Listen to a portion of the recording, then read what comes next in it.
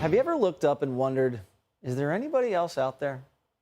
Last night, we brought you a story out of Vegas that made us even more curious. When responding to a 911 call in late April, police body cam footage picked up this strange object falling from the sky.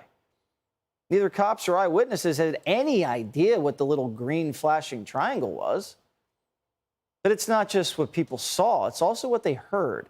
Listen to this audio picked up by a witness.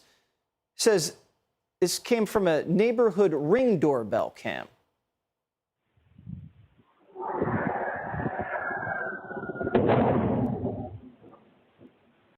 What was that?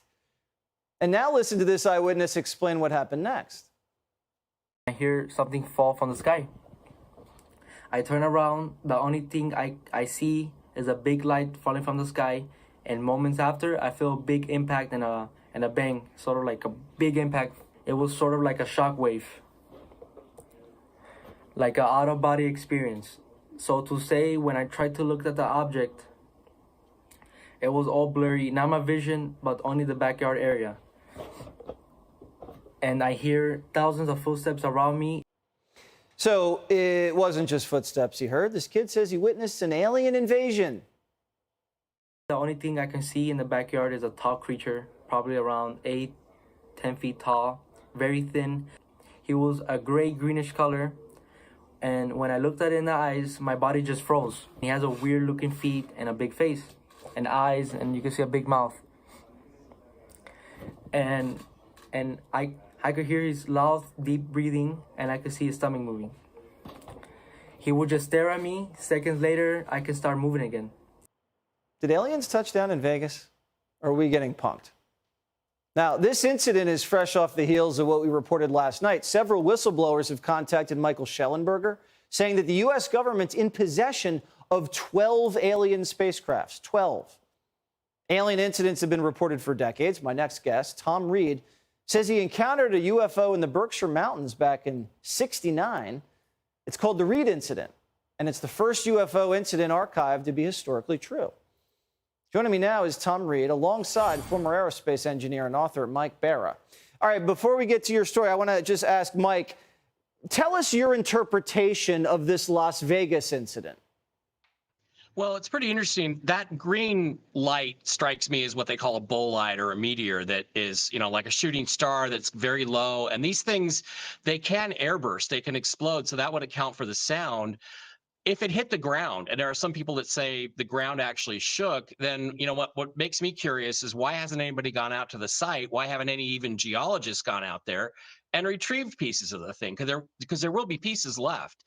And then the other videos that have been shown of what happened in the backyard, I don't know if we're going to get to that, but that is a little bit creepy. So to me, I think this is probably a meteor, but did something else happen? And it might not be because of just all the other weirdness around it. So, general response from, okay, and then Tom, so then how would you explain the 10-foot tall green guy that was breathing with big feet and a flat head?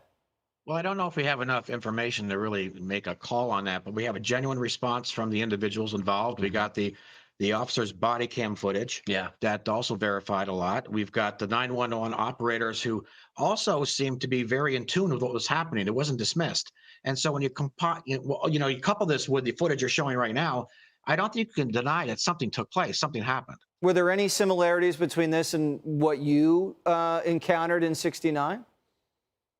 Well, we did see a sphere, a white light similar to that. Well, there was 3 objects. There was also what I refer to as a disc-shaped object, which looked like a turtle shell, and that hovered quietly. But we didn't encounter beings, if you will, like these people did.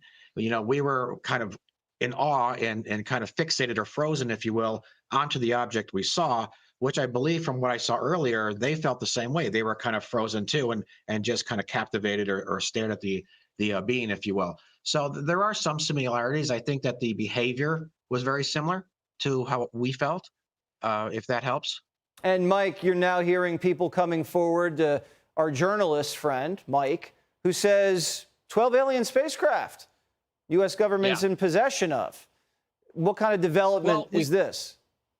it could be very important, but the thing is that we've heard these stories for a long time. I mean, all the way back to the Cape Girardeau crash in 1942, and of course Roswell and these other incidents. So I think the bigger question is not so much do they have these craft and do they have these captives or these bodies. The question is, what have you been doing with them for 75 years? What have you been doing with them for 85 years? Yeah. And I mean, some of these videos you're showing right now that we're seeing here on the screen, these could be developments, our own secret space program stuff that we're developing. And I really do think that, if we've had this technology for a long time, we've probably learned an awful lot about it. And I suspect this is going to continue to accelerate. We're going to continue to have more incidents. We're going to have more visitations. And, I just think things are going to get really weird and stay really weird for quite a while. Things are definitely going to stay weird with everything going on. I like how you guys both have healthy skepticism, but are also very cynical about the U.S. government. That's the perfect posture for this type of activity. Guys, have a great weekend. Thank you very much, and stay safe out there. Thank you. Thank you so much. Hey, Sean Hannity here. Hey, click here to subscribe to Fox News YouTube page and catch our hottest interviews and most compelling analysis. You will not get it anywhere else.